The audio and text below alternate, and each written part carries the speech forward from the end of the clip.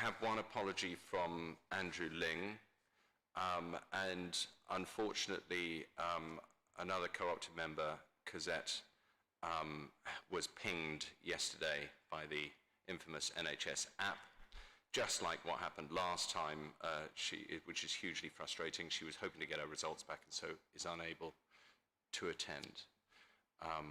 We haven't had an apology from Councillor Dent Code, so we're hoping she will come at some point this evening.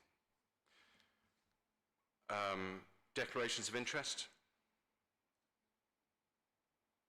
None. Moving on to the minutes. Who's taking the minutes today, Robert? Me. Congratulations on your promotion. Yeah. Thank you very much. Firstly, to say that I wasn't at the last meeting because I was pinged the day of the last meeting, so couldn't come. I then didn't have COVID for 2 weeks, and then I got COVID. So it's been a great month. I didn't chair the committee meeting on the 22nd of June. My vice chair, David Lindsay, did extremely well. I was watching virtually, so you're going to have to help me slightly with these minutes, as it's slightly different when you're not in there. The one thing I would say is, on the apologies for absence on A1, is it possible to put in there that both Cosette and I were enforced absence due to be pinged? Otherwise it rather looks like we just sort of didn't turn up, but we wanted to turn up. Can we put that in, do you think? Chair, this is the normal way of recording it. We don't normally put reasons, but... These are not normal times.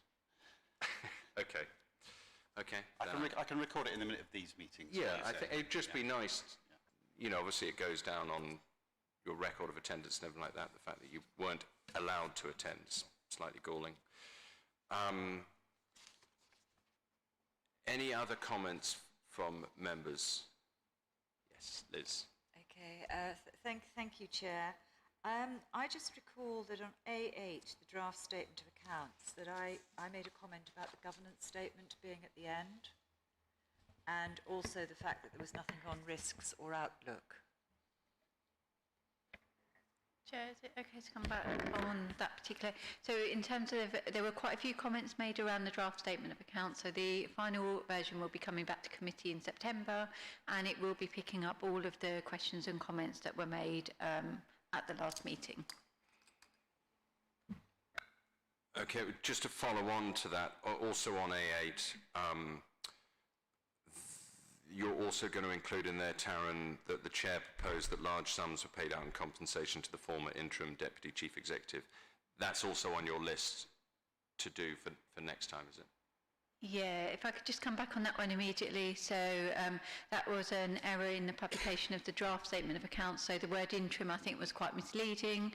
So that particular role was occupied by somebody that wasn't an interim, it was a permanent member of staff. So the draft statement of accounts was immediately updated on the website, so that's now been reflected on the version. But we will also pick up that formally when the statement of accounts come back in September. But just to say that action has been actioned already. I think I'm going to jump in from what my vice chair's about to say. It's not necessarily about the wording, but the numbers. But were the numbers incorrect as well, or were they correct? No, the numbers were correct. They have been checked and validated from HR.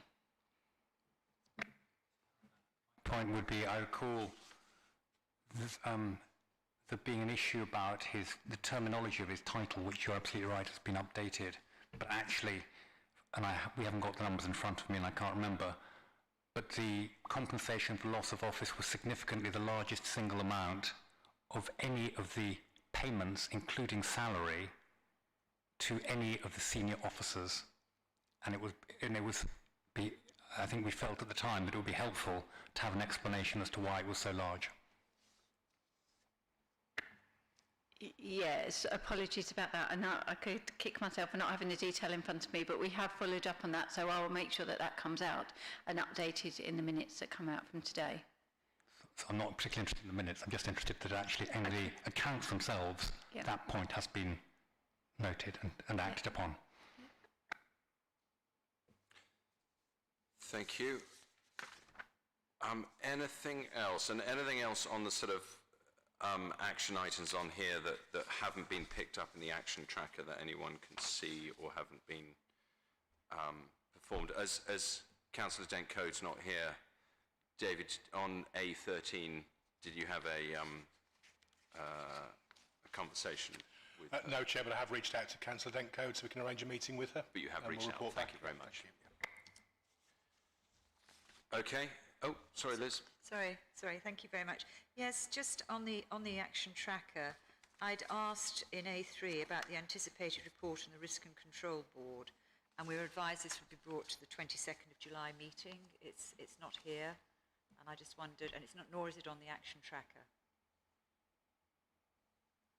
Apologies, Chair. There was due to be a report on the strategic risk register this meeting. It wasn't possible to complete, but it will be here for the September meeting to include the points that Ms Morell raised. Great. Thank you. So if everyone else is happy with the minutes, I will sign the Part A minutes. We do have Part B minutes, which we are going to get to later. I know one of the councillors has to leave at 7:30, so we do need to get to that before then. The trouble is, if we take it now, we've got to turn the cameras off and everything like.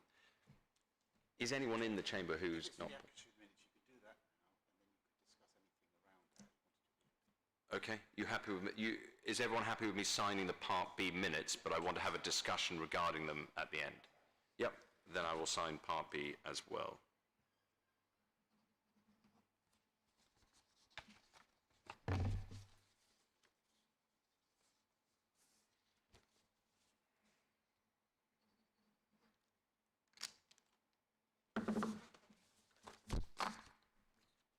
Thank you very much. Where am I? Right, A4, Forward Programme and Action Tracker.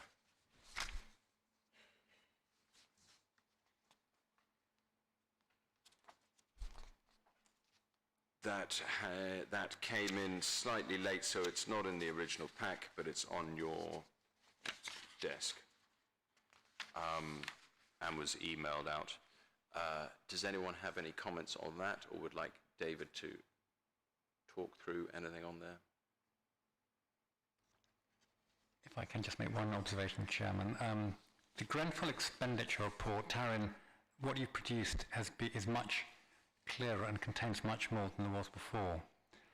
But I was hoping, and I hope at some stage it might be possible to have it all electronically in an Excel spreadsheet, and there's a greater breakdown that I would like, so that we can see going the whole way down, total in the years, total by main heading, total by subheading, and then take it more than that.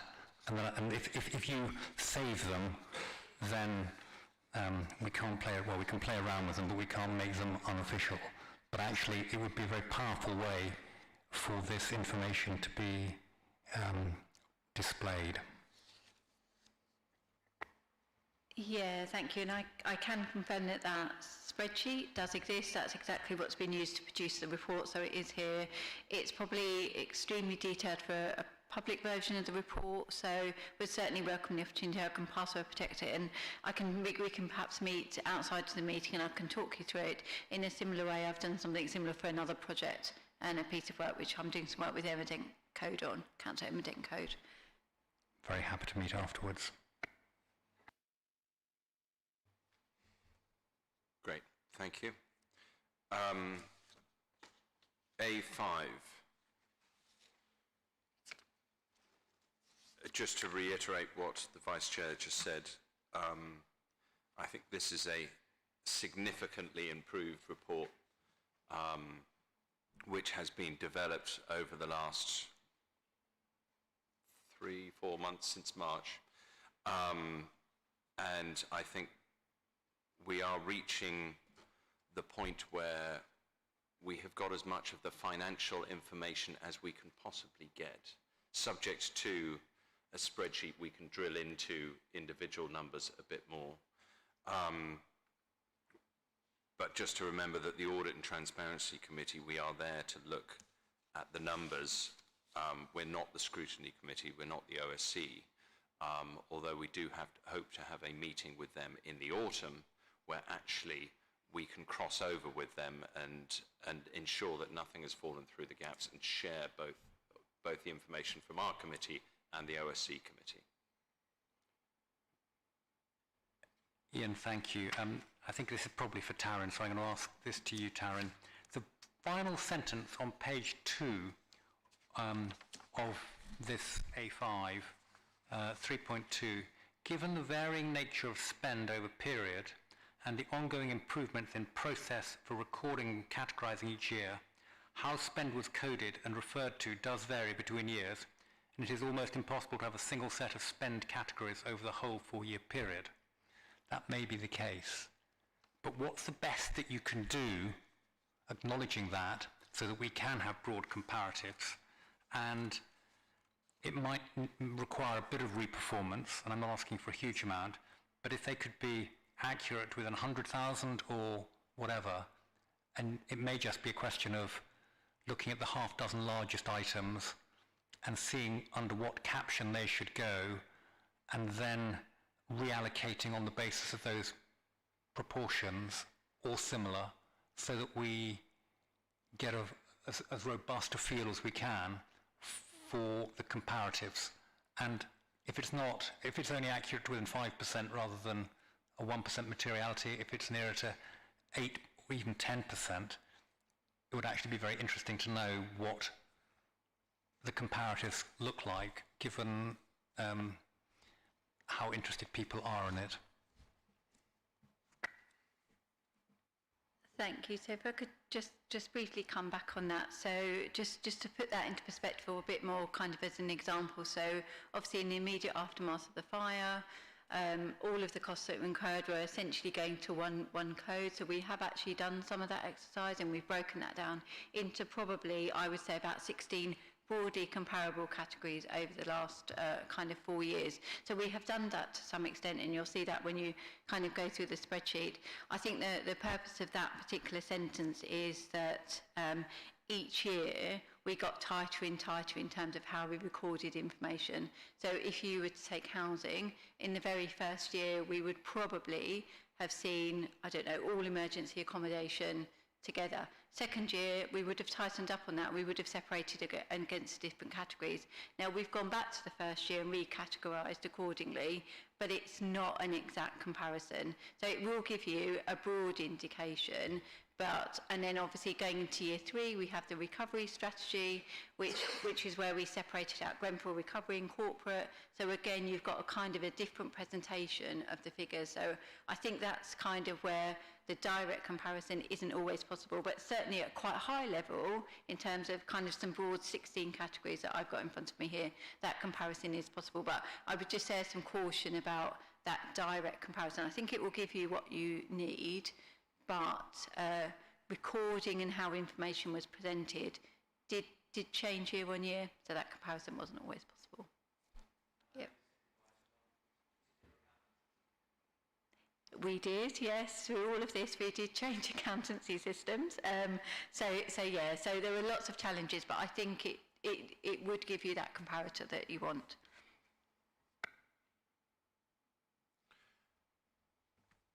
Liz? Okay, yes, thank you. Yeah, I also noticed that sentence, and obviously it's sort of concerning, and I'm glad you've done the analysis, and thank you for that.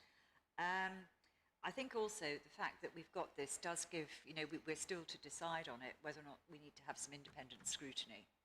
I think that does, lend more weight to that.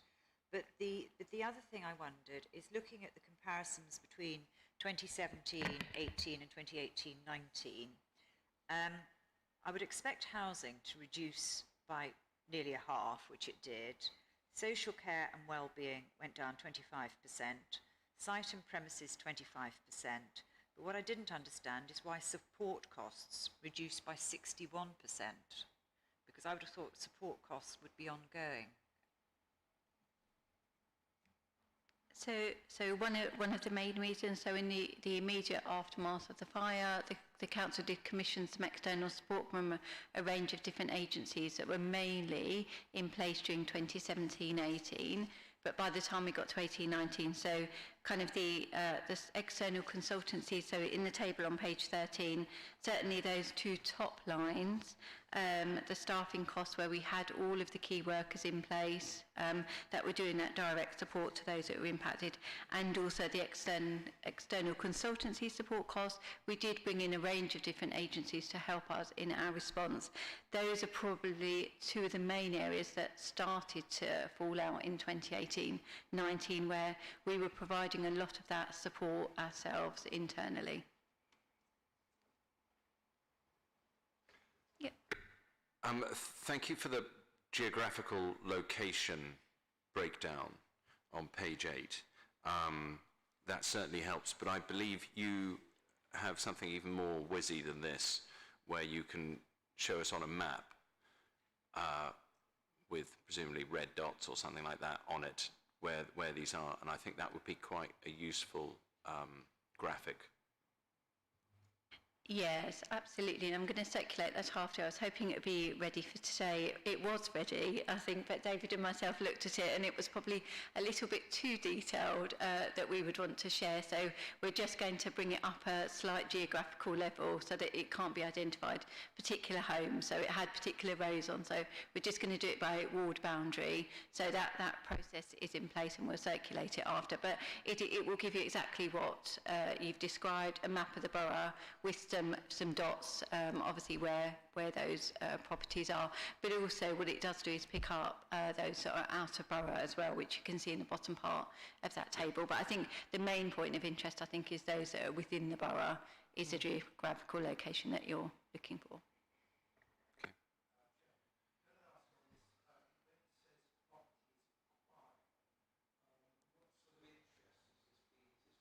In freehold or long leasehold, or in some cases shorter term interest? So the majority of the properties are those that we have purchased kind of outright. There are some properties whereby we have purchased long lease. I can get the breakdown of the different categories for you. That's the one thing I didn't include. But it's the majority of those properties are properties that we have bought outright and we own. Struck me was Stanley Ward, where obviously property values generally are high. I wondered if it's anything to do with the Sutton estate or that which wouldn't be freehold. Let me dig a little bit deeper and I can circulate that round with the minutes. Yeah.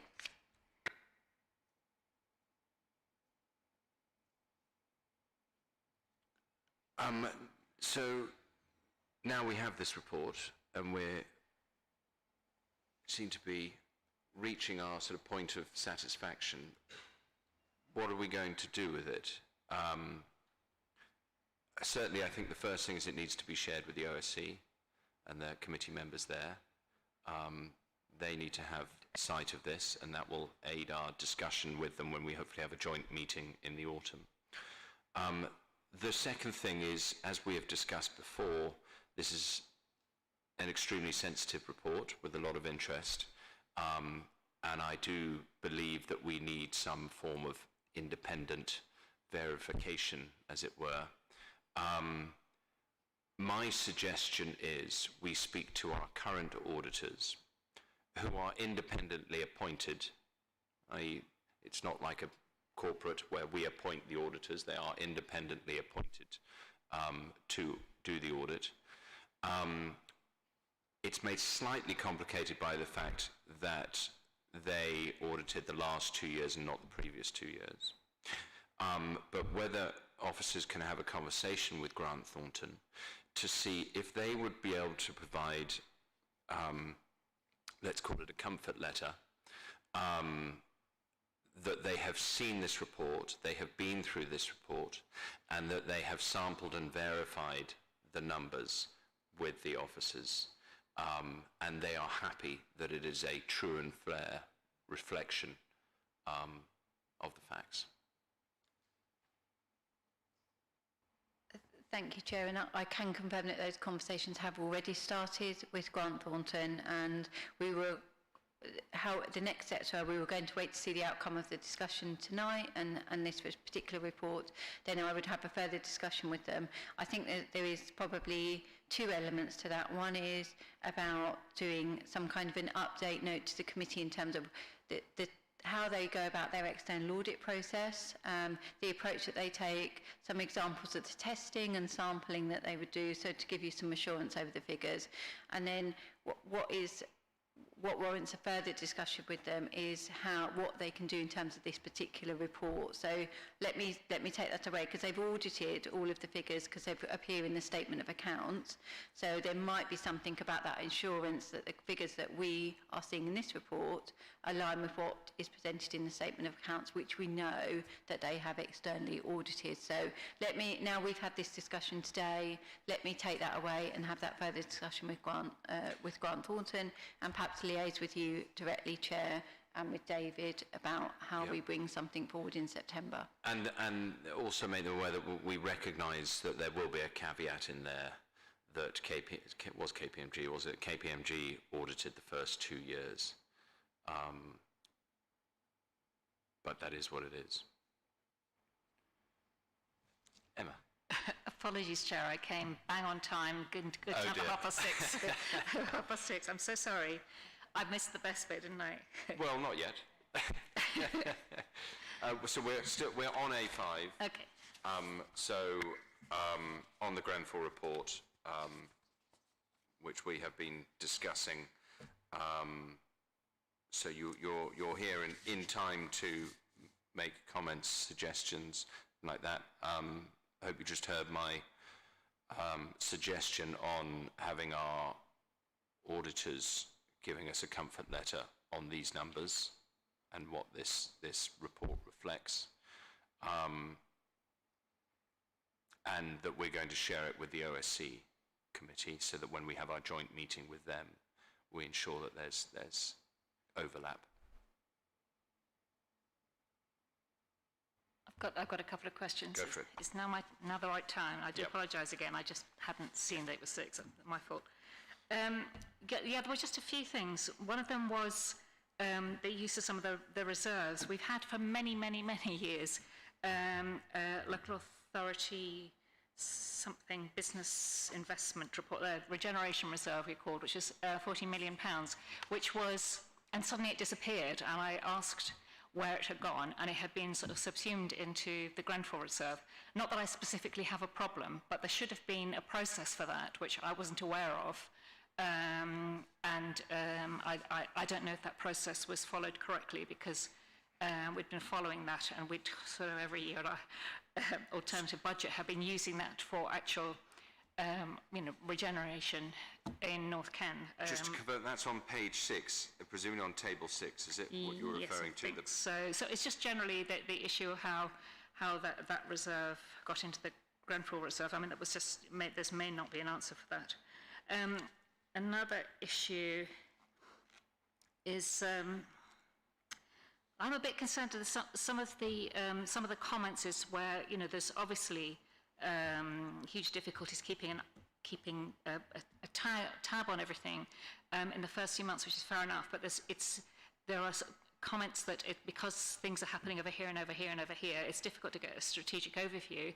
And I know that's supposed to be happening via OSC, but I don't feel it has. And that's one of the complaints that I get from outside is who's overseeing this. And I'm not clear who's overseeing all Grenfell recovery. I'm really not. And sort of quite neatly fitting into that is the £187,000 we spent on task force, 5 task force reports, and then completely ignored all our recommendations. And one of their recommendations was, at no cost, should we end the Grenfell Recovery Task Force, Grenfell Recovery Scrutiny Committee, because we needed that strategic overview. So we spent all that money on task force reports and have ignored them. So I don't understand how we get away with that. And that is something, because we're not only supposed to be auditing financial, it's other issues. I checked our terms of reference, Chair, and I'm a bit worried about that. We've ignored that, and then I think we've caused ourselves a problem because it's been very difficult knitting all this together, and it shouldn't be. Actually, I don't think it should be difficult knitting it together. And of course it's complicated, but the fact, you know, hopefully at the end of this process we'll be able to say, yes, it's all here, it's very clear, it's quite complicated, but it's all clear, we know where all the money has gone, how it's been spent, some good, some bad, whatever. I don't know, I'm not comfortable that there is one body overseeing everything and making sure that nothing slips through the cracks, which is what I hear all the time. Obviously, people talk to me when things have gone wrong, I know that, but I do hear it a lot. Yeah, there was just one other thing, sorry, it's a list. I think I asked at some point, maybe I didn't, maybe I thought about it and didn't ask, which just for a breakdown, and again it might be very difficult, a breakdown of staff at which, how many staff at which levels, because we had a report, I think it was our audit letter in November, which said that there were 300, and I kept on rereading it, 300 people working in the Grenfell Directorate at that time, and maybe many of them are key workers or whatever, I don't know. But maybe I misunderstood that, but it did actually say 300 staff members, and I don't know who they are or what levels of pay they are. Just some kind of breakdown of staffing levels, because that's something people ask, oh, there's hundreds of people, they all paid lots of money and we're not seeing anything. I just want to be able to disprove that concern. So a bit of a breakdown of that. I know we're going to a sort of overview of effectiveness at the next session, I think that you were saying. I just think we need a little bit on that. Sorry, that was a great long list. Yeah, well, if I may, can I summarise for you? Please do. So the transfer of reserves, the 40 million, Yep. that is a something we need a regeneration reserve, which Yep. was actually set up. It was incredibly a Labour government fund from years back, and it was for a specific purpose, which our group had tried to spend every year on sort of regeneration projects and so on, and which was subsumed into this. And I just don't know if that was done properly. Okay. Because I didn't know about it, and I would have liked to have known about it. So that's number one. The task force recommendations. That rather ties in with the one body overseeing this. You'll note we do have the chair of the OSC in the chamber with us, taking a very keen interest, and hence that's why we're going to have a joint meeting with them, so we will all be responsible. In terms of the staff, what level of staff we were, I know we have had this discussion before, and I know we were given some form of breakdown before, possibly in March, maybe in the May meeting actually, and I know we broke down as much as we could. Can we go further? So I'm going to pass over to Taryn. It's really the regeneration reserves and the staff breakdown, which you can comment on. Yes, thank you, Chair, and thank you, Councillor Emedenko. So in terms of the reserve, so there was a report, so just after the fire, there was a review of all reserves that was undertaken to identify funding for the council's response and also the acquisition programme, so the capital money that was needed. So the results of that review was taken to leadership team, I believe, in November 2017 in a budget report. So, but let me just go away and I can circulate that. But that was a review of all reserves that was done by the Section 151 at the time. And I'm hesitating on November because it was just pre my time. So, but I know it was around about the autumn time. So let me confirm that with you. What we have got, I can confirm, is a full breakdown of what the reserves were pre that review and then what the reserves were after. So I will be able to tell you exactly that 40 million, that regeneration reserve. Obviously, I'm assuming that got transferred into the Grenfell reserve, but I would like to just take that away and just confirm that with you. But the review was reported, I believe, to leadership team in November. So that was the reserve one. Just to pick up on the task force, actually, David and I were just saying, we'll take that away as an action. I must admit, I'm not awfully close to the detail of that, but there will be people in the organisation that are, so let's take that away as an action to follow up on in terms of the recommendations. And the third one on staff, actually, I recall this question, and I can't remember where from. I guess some of the trickiness comes in.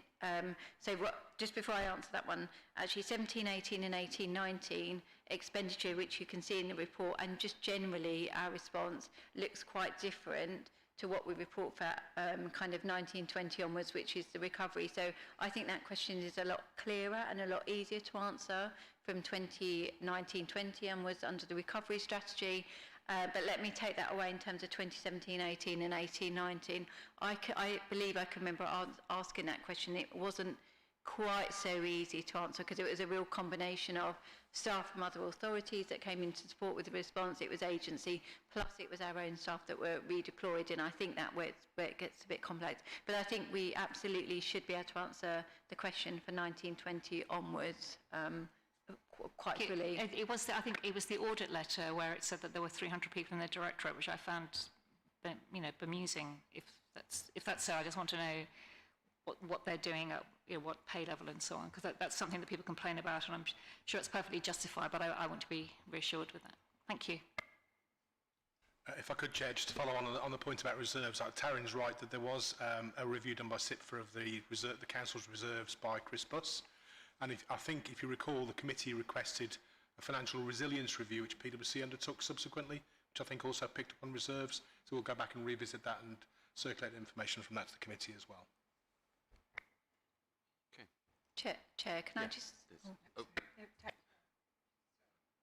Sorry, I just wanted to make just one last kind of comment, actually. So what this report doesn't do, and I just wanted to acknowledge, was there was an awful lot of other questions that were asked at the last meeting. So just a reminder, particularly on the effectiveness and the impact, that will absolutely come to the committee later in the year. So that's kind of why you're not seeing it here today. Thanks. Okay, sorry. Yeah, thank you, Chair. Just on the housing costs in Appendix 1, can you explain what contributions to HRA costs and loss of income actually mean, and why they're there for 2017-18 but not in 2018-19? And the same applies for support costs in Appendix 4. And then also I noticed on Appendix 1, whilst we had 82 acquisitions of properties in 2018-19 as against 178 in 2017-18, there are no legal fees or acquisition costs in 2018-19. And then just lastly, Table 6 on the reserves figures, I had trouble tying some of these in to the front schedule, particularly the 45.576 million and the 10.734 million, where they were on Table 1.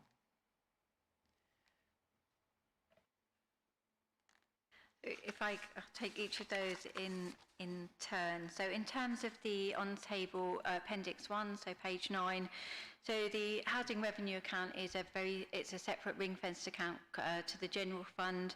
So the HRA did incur some costs in its response to the Grenfell tragedy, and therefore essentially the council's general fund, so its council general financial resources, have to make a contribution to the HRA. So there's a commitment that as a ring-fenced account that the HRA doesn't pick up costs that isn't related to the support to its council tenants within its council homes. So therefore it was a contribution from the general fund to the HRA, and that's a really strict accounting rule that essentially the HRA can't be subsidising the general fund at all. But the general fund obviously does need to compensate for any costs that they've incurred. So in terms of why it was in 17-18 and not 18-19, I might have to take that away as a question, but I believe the answer is that the immediate costs in 17-18, there will be some that would need to have been compensated to the HRA, but maybe those costs weren't there in 18-19. I believe that that's the reason, but let me take that away as a question just to put some detail behind that. In terms of the purchase property, so 178 in 17-18 and 82 in kind of 18, 19. Apologies. What was your question? Apologies. It was just that legal there fees. there's a line for legal fees. Am I looking at the right page? Yeah, there's legal fees and acquisition costs for 2017-18, but no legal fees and acquisition costs for 18-19. And that this comes back to the original question around the categorisation of spend.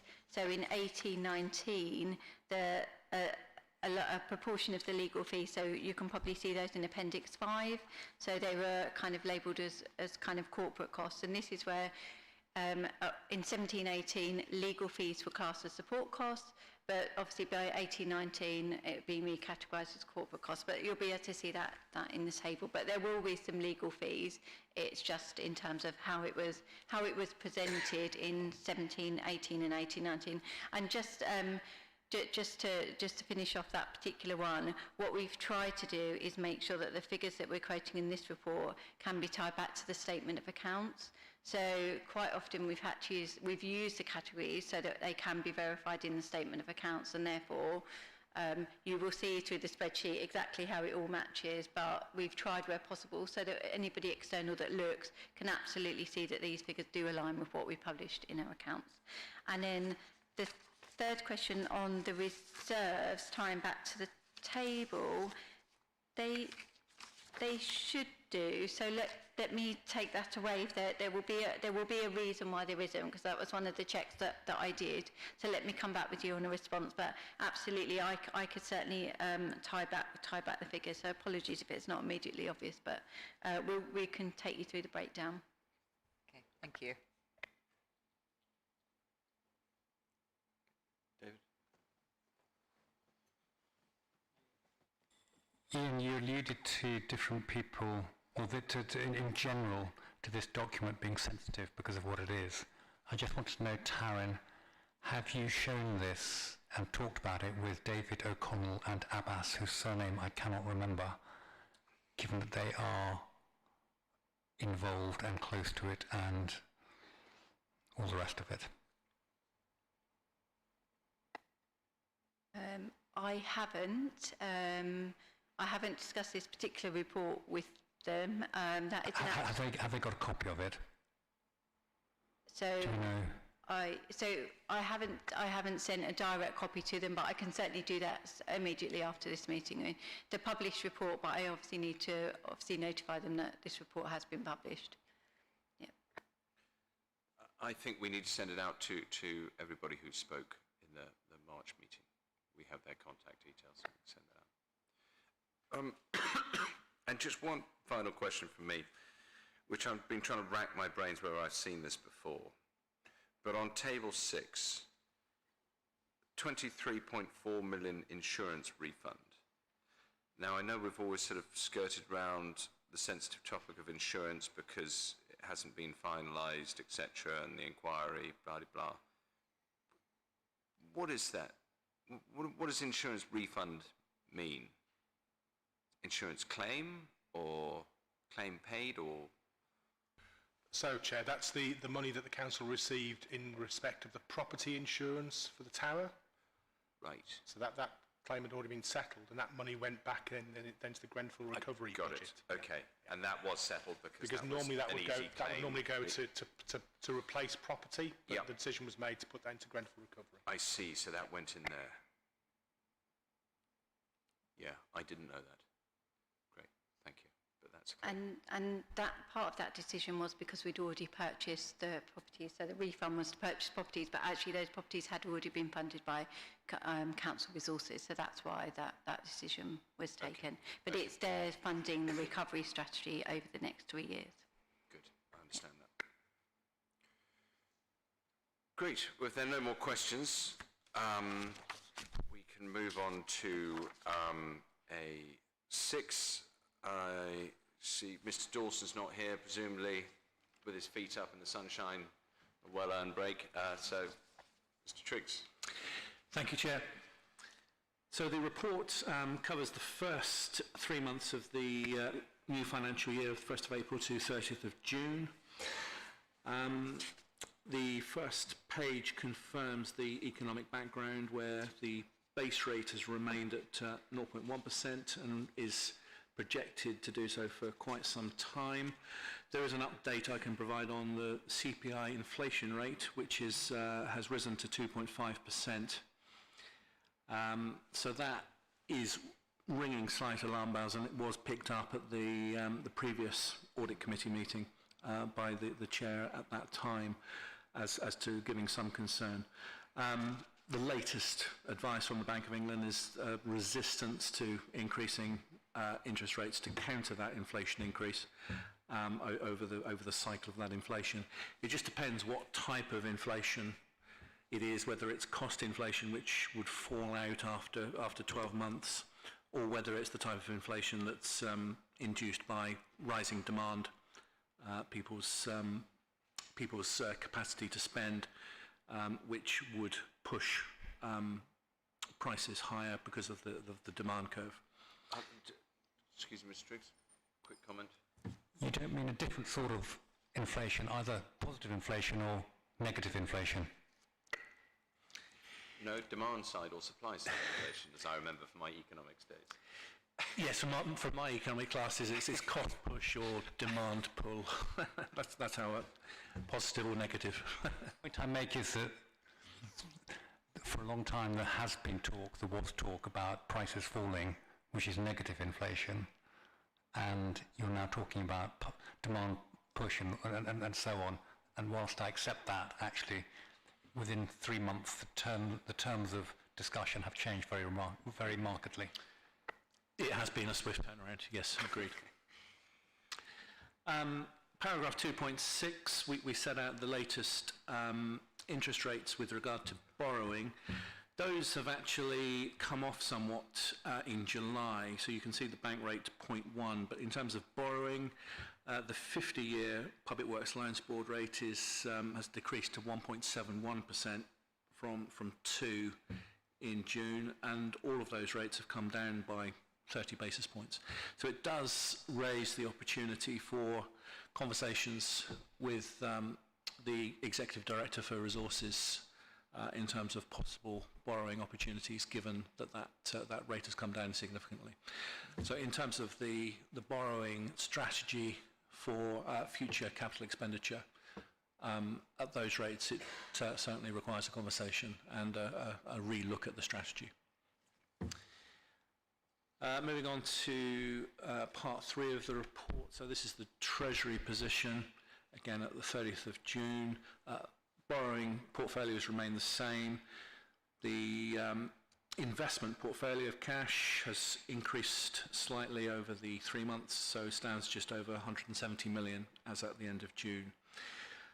Paragraph in 3.2, that sets out the... and just on 3.1, it's obviously difficult to see here because we've only got the last quarter, 2 quarters, but that's the first time in 18 months we've seen an upward trend in the weighted total average. That's because it was at sort of 240 and then came right. We actually had the Treasury report at the council last night, and that's the first time we're starting to see an improvement.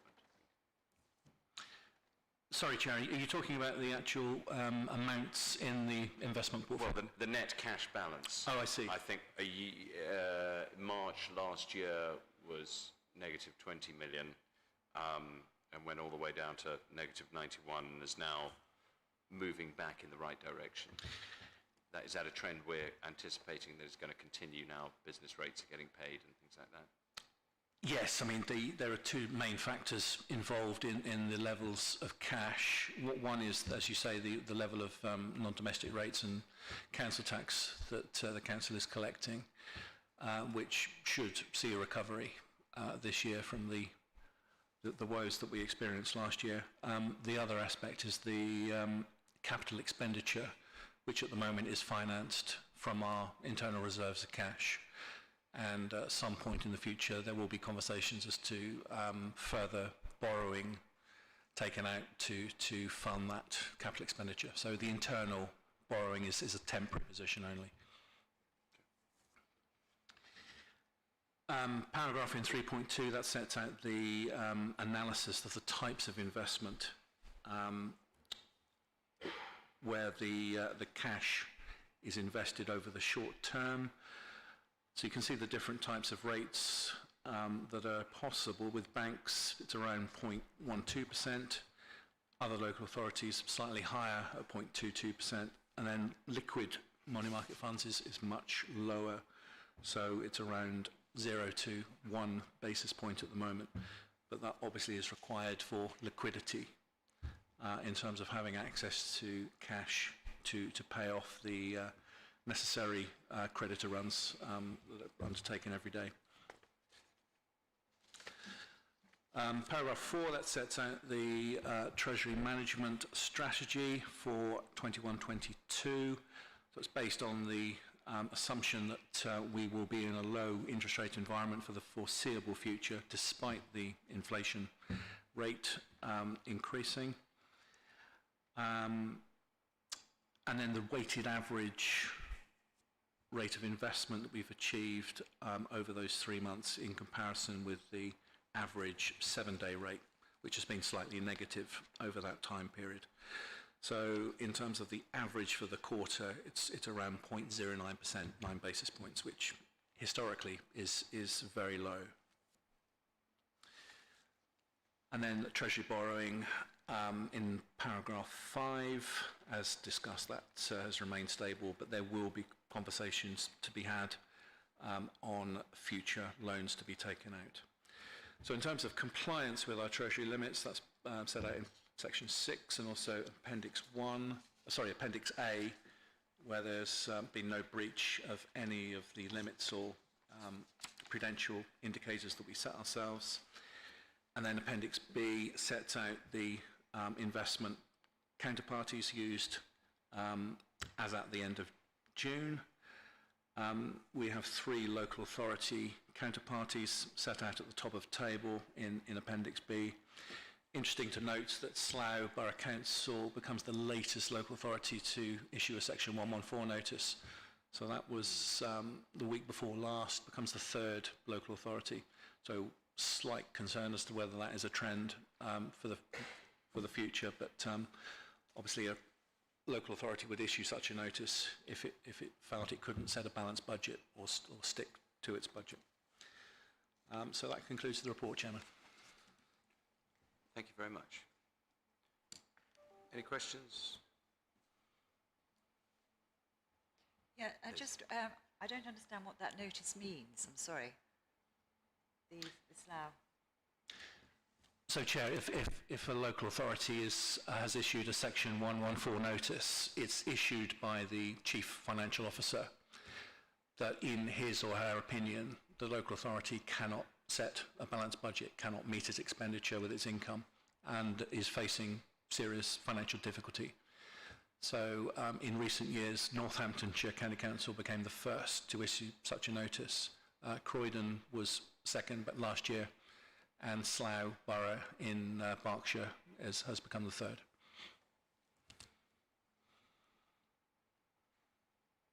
Okay. Thank you very much. Moving on to A8, Adult Social Care Direct Payments, and we've got Gareth who's going to come to talk to us about it. Thank you, Chair. First of all, apologies for not being present at the previous meeting due to some diary confusion on my part. Sorry about that. But I'm glad to be here to present this report and take your questions on direct payments. This is the second review following an initial review in 2017-18. It was undertaken fully in 1920 with follow-ups just recently this year. We have responded, I'm the Director of Integrated Commissioning, and part of my team has been responsible for coordinating the various teams across adult social care, finance and IT who've been responding to the recommendations from the audit and putting those responses in place. That includes the development of a direct payment strategy, which has guided a lot of the work that's been undertaken in terms of the response. That has set out the standard operating procedures, the way in which the operational and finance teams will work within those procedures, ensuring we are dip testing some of the processes that have been put in place on regular bases, and also bringing in, we've now recruited and will have, starting from September, a specialist team who will be introducing some of the new measures to encourage uptake of direct payments now that we have assurance around some of the processes that are in place, starting with residents who are in receipt of reablement services and working with staff in the reablement team to ensure that some of those processes are normalised so that we can meet our ambition of increasing the number of people who take up the opportunity to access their care through a direct payment. Of the 13 recommendations that were made in the audit, the initial response found that we were compliant with 12 of them. At this point, I'm happy to say that we're now compliant with all 13 of the recommendations. The final one was to do with the recording of the team meetings in relation to direct payments and making sure that the minutes and actions of those meetings were recorded and checked at each of the subsequent meetings. Those processes are now in place and have been checked. I'm happy to say that we're compliant with this, but this is from our perspective really a starting point from which we will be able to move on with increasing the proportion of service users, as I said, who do take a direct payment. Currently that is sitting at around 28.2% of adult social care service users. The highest group among those are residents with a learning disability in receipt of social care support. At the lower end, it's older people with mental health conditions. That 28.2% puts us around the middle of the pack in London boroughs. At the high end of that is Enfield, which is a bit of an outlier. At the low end, Croydon, which has obviously got a larger population, a larger proportion of that population in receipt of social care. This has been a helpful process for us to get that platform set in order to realise those ambitions around personalisation. Be happy to take any questions around the specifics of the recommendations that we've put in place and any challenges you feel might still be outstanding, and colleagues wanted to add anything. And may I ask, how long have you been in the role for? I joined the council in June 2020. 2020, okay. So you've come in with sort of fresh eyes whilst the sort of internal audit review was being done, and has that been useful? Extremely. Partly because I joined here from another London borough, which was in a similar, if kind of slightly less well-performing position in terms of the proportion of service users that were in receipt of direct payments, but it did have reasonable systems in place. It's just that there were, as is common,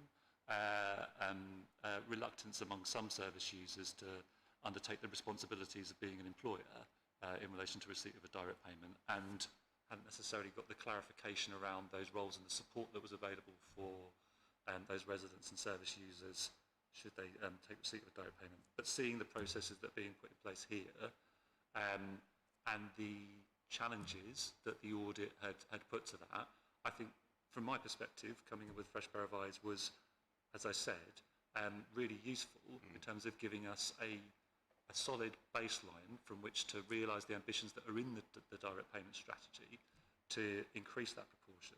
And increasing that proportion is obviously through choice, because it's personalisation, it's not required for people who are eligible for social care.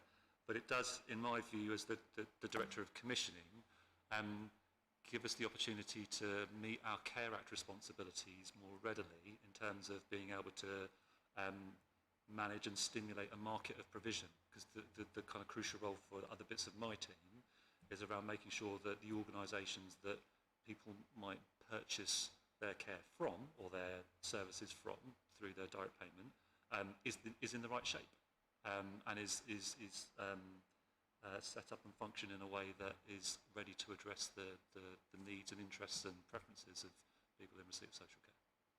Brilliant. Well, that was the answer I was hoping you were going to give me, that you were coming in with a fresh pair of eyes and were relatively new, because it's always, in my experience, extremely helpful when you're making changes like you've done to come in there afresh. Thank you. Any questions, Emma? Thank you. I couldn't hear you very well, sorry. You're talking quite softly, but anyway. I think I think what you said was that of the service users, there are about 28% who are using this direct payments. Is that correct? Yeah. So what I'm not clear, because I haven't checked recently, is how many service users there are altogether.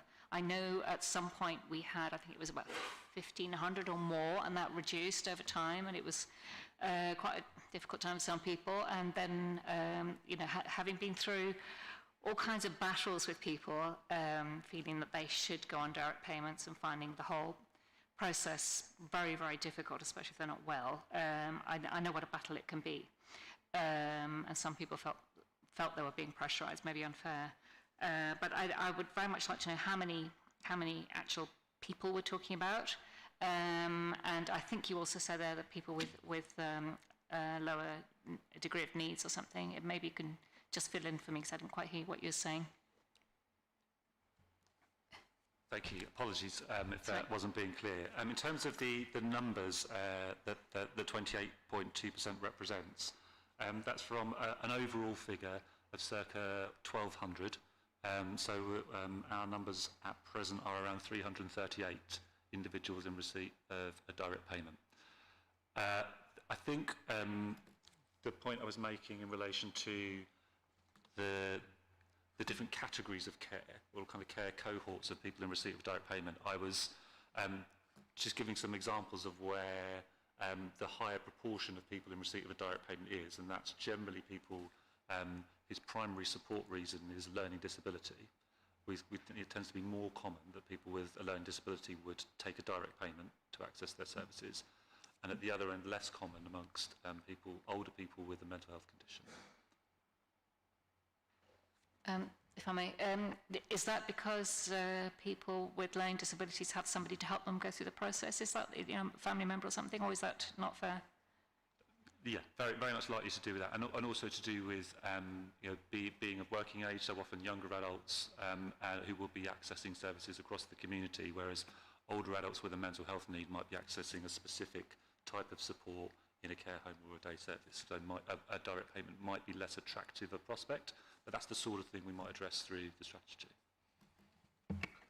Charles? Yes, looking at this really from a risk management point of view, where you're rolling it out into a new area, and reablement being perhaps an example, are you able to go and look at other authorities which have done that and further ahead than us, and see what the potential problems there are? Because I can see a few in reablement, which is basically people don't know where to go and get advice from. Thank you for the question.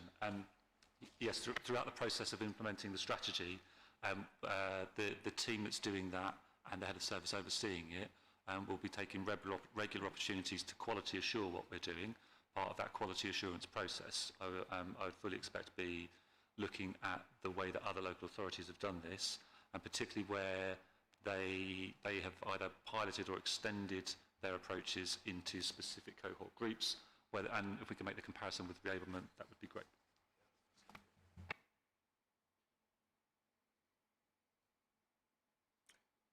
Thank you very much, Gareth. Thanks for coming. Moving on to A9. Moira giving this. Hello. Thank you, Chair. It's a very brief report because obviously it wasn't that long ago that we produced our annual summary. So not much to report, but just sort of draw your attention to the fact that there is obviously one limited assurance report in here, which is on the Grenfell Housing Repair Service. I just really wanted to flag up on this one that the service asked us to do this audit because it is new, it's evolving, and they really wanted it as a guide to help them to identify areas where they can improve control, but also where there could be improvements that could be made in process, which would be make them more efficient and effective. So whilst it looks a bit negative, I'm trying to put this in a positive light because we've definitely been working with them on this, and they wanted this audit done. And some of the recommendations might not be possible, but we would negotiate about how they could be improved if they were areas of control weakness. Could you give a sort of example of that? Yeah, I mean, so they're limited to a degree in the location and where they've got their storeroom.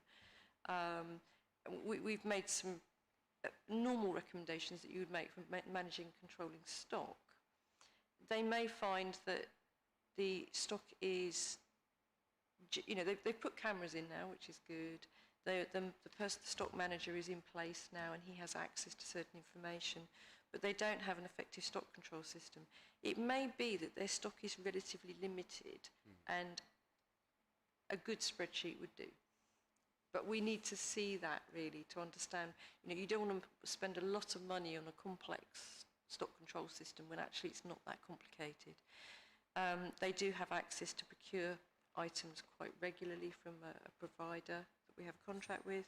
So they don't need to keep masses there, but obviously they need to keep enough to be able to respond to the service needs. So it's getting the balance right. So some of the recommendation we may have made about stock control, we would fine-tune them to suit the circumstance. But at the time, there was very little. So that's an example there. Okay. And as I say, in other areas where we think they could improve the process would be, there's a two-stage process for referrals, and they also have very limited control or oversight over what's done by the contractors as opposed to the in-house team. And I think there needs to be a little bit more synergy there, but that may take a little while because of the protocols that have been put in place for liaising with the survivors and the bereaved. So that I just wanted to really put it into context. There's a lot there. It will take a while, but it's meant to be a positive way of moving forward. Yeah. So it is limited, but it is what it is, and we will move with them on that. And you will get feedback on the follow-up on that as well. The only other thing I was going to flag up was that obviously we have now done the follow-up on the adult social care. At the time this went to print, there was that one recommendation still outstanding, which Gareth has now explained that they have implemented, and I can confirm that that is the case. We have checked that. So hopefully now we are at a place where we can move on. Thank you. No worries. Emma? Thank you. Yeah, I'm not clear why there's, I'm sure there's a very good reason for it, why there's a separate service. Is this because these properties are not other general fund Grenfell properties rather than the HRA? I don't know, I don't understand why we have a separate service for them. It's a dedicated service for the survivors and bereaved so that they are responded to promptly. They have the initial point of contact is through the housing support, Grenfell Housing Support. They then instruct the either the contractors or the handyman service, handy person service, to go out and do whatever it's required. It's part of the support that's provided. Okay. It's very specific. So this is for all 183 properties for Grenfell bereaved and survivors. Yeah, and which could be in borough, out of borough. So these same people will go out of borough. So some of them would be HRA and some are general fund, and I still don't understand why that happens. But anyway, we won't go into that. So there's a mix. But we're still, so it doesn't go through HRA. I mean, is there...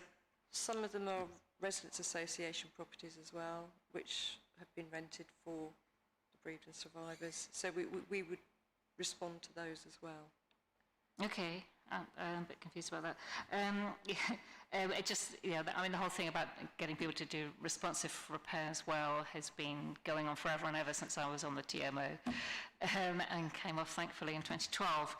This is just an ongoing story. I don't know why we can't get it right. Somebody must be getting it right somewhere, but I don't know. I just, the idea that we're forced to use subcontractors and nobody's checking the work sounds horribly relevant here. So actually, if people are doing electrical work in somebody's home, it's not being checked, it's been done by a subcontractor, no one's checked it. You know, I'm not filling in the gaps here, actually. It scares me a bit, frankly, it really does. And I've known some of the, in the early days, some people were put into maybe temporary, maybe permanent homes that just weren't safe. Grenfell survivors and bereaved, they literally were not safe. So this worries me. Just to put it into context, if it's usually, the handy person service particularly is very small jobs like putting some cupboards together for somebody who can't do it. Other works could involve putting something new in, but they have proper trades. It is a proper, they have proper electricians and carpenters. They do have proper trades working here. It's relatively small. It's a dedicated service, but it is aligned to the Lancaster West repairs, the bigger Lancaster West repairs team, although this is a dedicated service. They have been developing it, and they have, obviously, they're aware of the need to check work, but most of it was making sure that work, yes, it was done, and it was done properly, but it was also what was it requested, because there is a need to manage this process, and they have got pre and post inspections in place now, but not, they wouldn't do it for necessarily the handy person service where he's put a cupboard together, but it would be the more important areas that they would need to do that to make sure that they are getting what they should be getting, and it's been done properly. So they're getting a good service. This is the upper level of service, and it's I find this incredibly depressing. I'm sorry, this is just one that the thing everybody complains about all the time is repairs, and this is the elite for people who want nice people around who to do the job and then push off. That I find it really concerning. It is aligned to the Lancaster West Repair Service, and the idea is that they should all be getting the same service, but there is this team that is specifically there to do the work for the bereaved and survivors, mainly because they're not all on the estate. Obviously, they're all over the place. They could be anywhere in the borough, from the thing that Taryn produced. Okay, I didn't know this existed, and I found it worrying that they're not really doing a brilliant job. So, well, it's evolving, it's improving. I mean, the director is quite happy to come and talk to you about it, about what they've been doing and how they're improving it, and what changes they're likely to be able to make. He's already said that he's quite happy to come and talk about it. Okay, it just seems a very familiar story. No, I yes, understand that. Yeah. So, okay, thank you. Will you be doing a return visit to see the progress of the recommendations, and when do you think that might be? I know some of the recommendations are progressing. I would say at least 6 months from when we issued the report, so it would be the latter part of the year. But we will keep in contact with them on that, because some of them, as I say, we might have to talk to them about how realistically they can be put in place. And we had quite a lot of discussions with them at the time of writing the report to make sure that we were not putting in ridiculous recommendations when they weren't appropriate, but they are at the right place at the moment. But yes, you will get a feedback, but I can't imagine you'll get full implementation for a while, but latter part of the year. So we won't get a report back in Q3 when you're going to do the follow-up? I think, Chair, if I can suggest, as Maura said, we'll do the follow-up work in the autumn. So if we were to come back to the committee meeting, which I think is in January, and ask the Director for Lancaster West Estate to attend as well, to explain what's happened, if that's helpful. So you get the follow-up work we've done, but also the input from the Director for Lancaster West Estate, who's got responsibility for the service we've audited. And judging by the look on your face, Emma, you would like that a little earlier, would you? I just find it terribly depressing, Chair, that honestly we've been through so many of these processes over and over again over the years, trying to get people to do decent work in people's homes, and they always come unstuck. We always get lots of promises. I really hope that this time it works. We do have a meeting at the end of November, don't we? Chair, I'm happy if we come back with a progress report then with the Director for Lancaster West Estate to the November meeting. Yep. Okay, and yes, just on the report, and thank you for that. you've listed 9 points in, what paragraph is it? 5.3, sort of at the end. But there were 4 high and 8 medium recommendations. It would be just quite helpful to put some colour on what are the high recommendations in particular, priority. And Thank you for that question. I originally actually put that in the report and then I took it out because it was getting quite long. And David's just ripped through here and identified them. These are the highs. One of the highs was to do with the stretching of the handy person jobs into much more significant pieces of work. So they would go along to do one job and end up doing 3 or 4, which could involve other trades having to be called in. Or divert that person from doing other work as well. So that was one of them. The pre and post inspection hadn't been established at the time of the audit work, although we were aware that the repairs supervisor was recruited in February, but we'd done the work just prior to that. So, as I said, it is moving, but that was one of the highs as well. The stock control weaknesses, there were a number of issues there, which is why that's a high priority. And the surveys for the handy person service, they weren't being done for the handy person service, they were only being done for the trades. So we felt that it would be better to include that. Those were the highs. The others are all medium. We don't tend to sort of put the lows are a bit more best practice or advisory. Thank you. And just on paragraph 6 on the follow-up reviews, I mean, for 2 you've done 2 follow-up reviews, but we've still got recommendations in progress. So the report's been done. You've had things outstanding. You've gone back, and you've still got things in progress on a second. So there's different ways of doing this. You could wait until everything was implemented and then report it. But sometimes that's not, you could be waiting a long time if something can take, say 1 or 2 recommendations could take some time. So in these particular cases, we know that the changes are being made, but we can't see the evidence of it yet because they're quite recent and they've taken a bit longer than perhaps the earlier recommendations that we've looked at.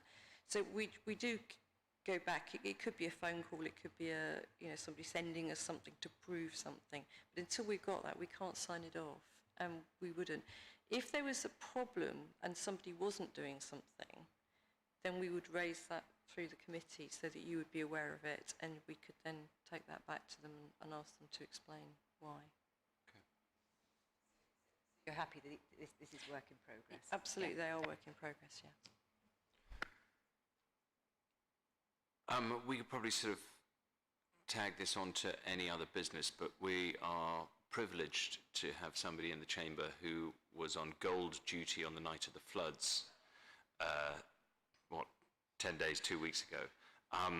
And seeing as obviously they were pretty dramatic and quite a risk and could have financial consequences, I did sort of prep David. Obviously he hasn't done a report for it, but just to give us a 5-minute update on where we are there. Thank you, Chair. As you said, I had the good fortune to be on Gold Rota last Monday, last week. So, as you'll know, there was a significant amount of rainfall in the borough on the Monday afternoon evening. I think something like a month's worth of rainfall in half an hour took place, with some very severe flooding, localised flooding in parts of the borough. So we initiated our gold procedures and the Borough Emergency Control Centre, which collated and ensured that all residents who were displaced were able to be placed in hotels that evening. That included council residents, included registered provider tenants, and also a number of owner-occupiers and tenants of private properties as well. We also opened the Curves and Emergency Rest Centre, and the Henry Dickin Court Community Centre also offered a place of safety for individuals. We then met through the night and on into Tuesday. We ensured that everyone that was placed in accommodation had accommodation, food and laundry facilities.